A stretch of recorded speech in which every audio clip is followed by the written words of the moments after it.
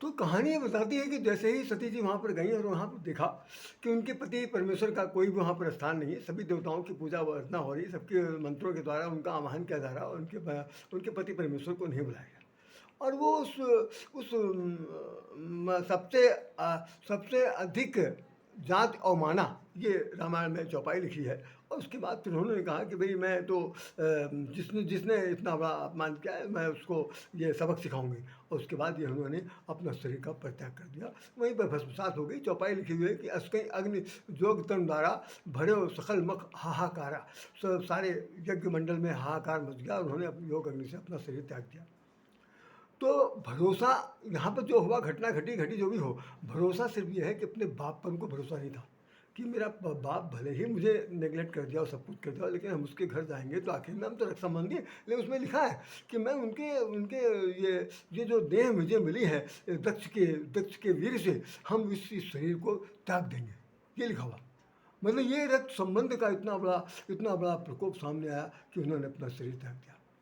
और मैं बहुत संक्षेप में बोलना चाहता हूँ कि यही स्थिति है, भगवान शंकर ने फिर वहाँ भेजा और तमाम सारे लोग को मार काट हुई, सब ध्वंस भस्म कर दिया गया। यहाँ तक कि दक्ष का सिर काट दिया गया, बकरे का सिर लगाया गया। फिर वह भृगु वहाँ पर यज्ञ करा रहे थे, उनकी भी सब बहुत दुर्दशा कर दी गई। चलिए, और मैं बहुत संक्षेप में बोलता चला जा रहा हूँ आगे। इसके बाद देखिए कि ये स्थिति होती है कि भाई वहाँ पर नारद इतना बड़ा भरोसा था भगवान श्री हरि पर कि भाई वो हम जाएंगे, हम कहेंगे मुझे सुंदरता दे दो तो भगवान उनको सुंदरता दे देंगे। लेकिन भगवान ने कहा कि भाई ये तो ब्रह्मचारी है, पूजा पाठ करने वाले हैं, इनको बीवी से क्या मतलब भाई। लेकिन ये मुहासक्त होना चाहते हैं और भगवान शंकर ने इनको मना किया, उसके बाद भी चले आए। तो भगवान शंकर ने एक तो कौतूहल किया, दूसरा उन्होंने कहा कि इनके मन में बहुत बड़ा गर्व हो गया है कि हम काम को तो मोह जीत सके, तो हम क्यों ना इनका ये मोह, ये जो अपमान मिट्टी मिला दें। नतीजा हुआ कि भाई उन्होंने उनको बंदर बना दिया। बंदर बनाने के बाद वो ये यज्ञ में जाते हैं, वहाँ पर सुशीला से शादी हो रही। शादी में उनके उनके ऊपर माला नहीं पड़ी और भगवान वहाँ पर आया, स्वयं अपने गले माला डलवा लिया, चल दिया। बहुत संक्षेप में मैंने बता दिया। अब उन्होंने जब देखा तो लिखा हुआ कि गोस्वामी ने लिखा कि कहने कि दहियों श्राप की मरियों जाई। और बहुत ही ज़्यादा वो गुस्से में चले कि मैं तो श्राप दे दूंगा, तो जाके प्राण दे दूंगा, तो आत्महत्या कर दूंगा, खुद भी कटा लूँगा। भगवान सामने धनंजय मिले, अनुज खरारी रास्ते में मिले। मैं धनुष खरारी माने राक्षसों का वध करने वाले मिल गए। 7 उमा सोई राजकुमारी, सोई रमा सोई लक्ष्मी सोई राजकुमार, सोई रमा सोई राजकुमारी करके लिखा हुआ। वहीं के साथ लक्ष्मी जी और वो राजकुमारी थी। देख के तो आप बबूला हो गए, लेकिन भगवान ने तुरंत अपनी माया जब हटाई तो उस चरणों में गिर पड़े। हम यहाँ कहते भरोसे की बात है। भरोसा में उन्होंने क्या कहा था, आपने सुना होगा, हो जेब में इतना हो तो मोरा। अरे भाई आप जरा सोचिए, जरा कोई आदमी किसी के दरवाजे जाए और कहे कि जैसे जिस प्रकार से मेरा हित हो, भाई राय श्याम जी मैं आपसे निवेदन कर रहा हूँ, मेरा जैसे भी हो तो ऐसे हित करें। और राय श्याम का अच्छा करूँगा तुम्हारा हित खूब, ऐसा हित करूँगा कि दुनिया देखेगी। और मैंने अपना हित क्या किया, सबसे बड़ा बिगाड़ धर दिया। अब भले ही वो भक्त भगवान के बीच की घटना हो, क्योंकि गीता में तो साफ साफ लिखा है कि नारद के रूप में ही मैं खुद हूँ। तो भाई एक तरफ वो नारद बनते, दूसरी तरफ भगवान विष्णु बन के, और उन्होंने ये खेल दिखा दिया कि मोह माया के चक्कर में फंसने वालों की स्थिति क्या हो सकती है।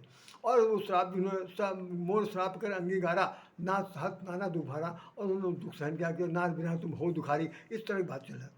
चलिए और हम आगे बढ़ते हैं। मैं तो साथ साथ अभी बहुत जल्दी कह के ख़त्म कर दूंगा, इस पर विशेष डिटेल करने के लिए भैया वक्त नहीं, समय भी नहीं मुझे लगता हो रहा। अब आप आगे देखें, प्रताप भानु का चित्र आता है। प्रताप भानु जो है वो किसका है, ये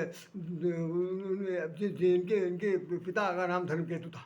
सत्यकेतु पिता, उनके पिता के नाम सत्यकेतु है। सत्यकेतु के 2 पुत्र हुए, जिसका नाम, एक का नाम आर्यवर्धन है, दूसरे का नाम भानु प्रताप है। और भानु प्रताप जो है वो राजपाट कर रहा, पूरे विश्व में यज्ञ कर रहा है। और उसके बाद जीतने के बाद वो आहेट करने के मतलब जाता है वो शिकार करने के लिए। और वहाँ पर उसे कपट मुनि मिल गया। कपट मुनि कौन मिल गया, सुन लीजिए। कपट मुनि जो मिल गया, वो कपट मुनि कौन था, जिसको इस राजा ने हरा दिया था। अब वो राजा को ये होश नहीं है कि भाई ये मैंने इसको हराया था, और वो उससे बदला लेने के लिए जंगल में चला गया। कहानी बहुत बड़ी है, बताऊंगा मैं, इसी पर ही किसी दिन चर्चा करूंगा। परिणाम हुआ कि वो कपट मुनि के चक्कर में फंस करके कपट मुनि ने उसको कहा कि हम तुम्हारे यज्ञ करेंगे तो तुम्हारा सब जात पात ठीक हो जाए। भरोसा देखिए, अरे अच्छे अच्छे आदमी पर तो लोग भरोसा कर नहीं पाते हैं। वो ना उस नासमझी की हालत में उसने कपट मुनि पर विश्वास कर लिया। और विश्वास किस बात में किया, वो कहा कि तुम वरदान मांगो। और वरदान क्या मांगना कि अ,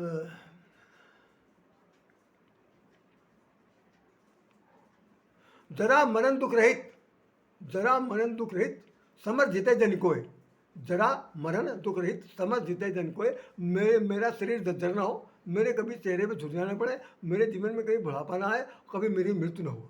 जरा जन्म दुख रहित समर जीते जन कोय। और सारी धरती पर मेरा एक छत्र राजो कोई मुझे जीते, एक छत्र मैं राज करूँ होए प्रसन्न बर देव। मैं एक छत्र धरती पर राज करूँ, मुझे कोई जीत न सके समर में, रण क्षेत्र में, ये मुझे दीजिए। अब उसमें कपट मैंने कहा ये मस्त होगा।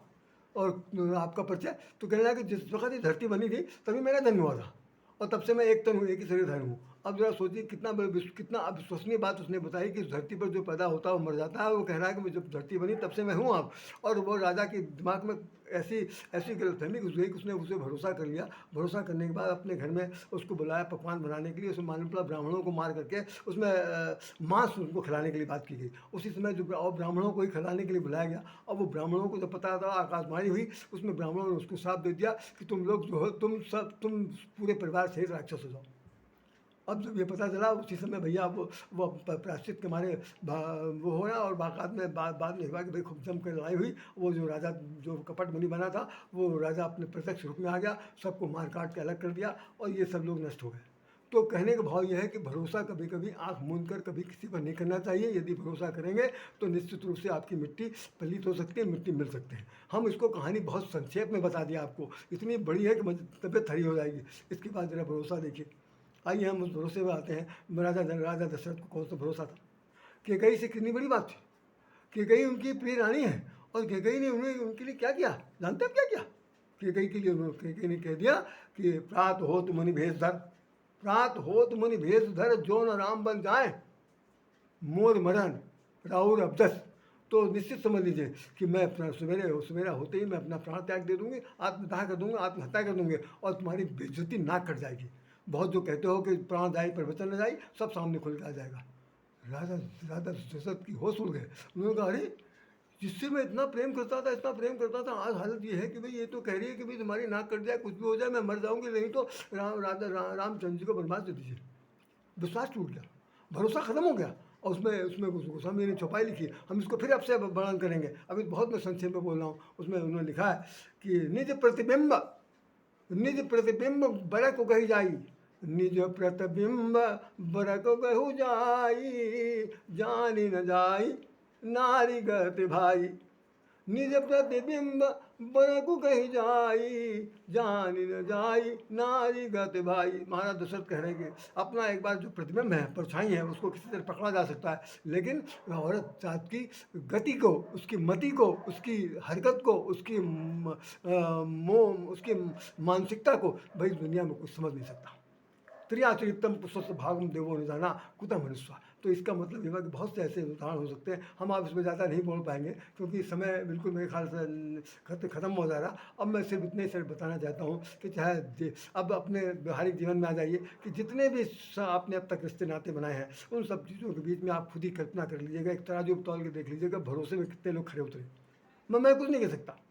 परिवार में बच्चों को जितना ज़्यादा पढ़ाया लिखाया गया, आज बच्चों की आंखें पलट गई हैं। आज जितने ज़्यादा समर्थवान हो गए हैं, जितने ज़्यादा योग्य हो गए हैं, उनके बीच में बहुत सारे अनेकों मैं बूढ़ों को जानता हूँ कि साहब वो रोते हैं, कहते हैं कि आज हमारा है नहीं, हमारा आज कोई नहीं, इतने बड़े बड़े परिवार, सब कुछ बचे, सब कुछ। अब बच्चे क्या कहते हैं? पैसा हमसे ले लो, जितना पैसा चाहो ले लो, लेकिन भाई मेरे पास समय नहीं आ सकते। आज उनका भरोसा उनके साथ टूटता जा रहा है। अब लोग उनको वीडियो निकल रहे हैं, आप लोग खेलिए, आप लोग कूदिए, बुढ़ापा अपना निपटाइए, यहाँ जाइए, वहाँ जाइए, हंसिए, कूदिए, करिए, अपना ये सब करिए। मतलब बच्चों से मोहब्बत ना करिए क्योंकि बच्चे आपके साथ नहीं दे सकते।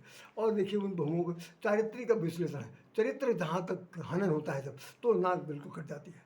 परिवार में जाइए, समाज में जाइए, और राजनीति में तो खैर बिल्कुल गंदगी है कि वहाँ पर तो जिस पर भरोसा करिए सबसे पहले वही गंदी चिंता। तो इससे ज़्यादा कहने सुनने से क्या फ़ायदा। तो मेरा मतलब सिर्फ ये है कि एक भरोसे, एक बस, एक आत्मविश्वास, एक शाम घनश्याम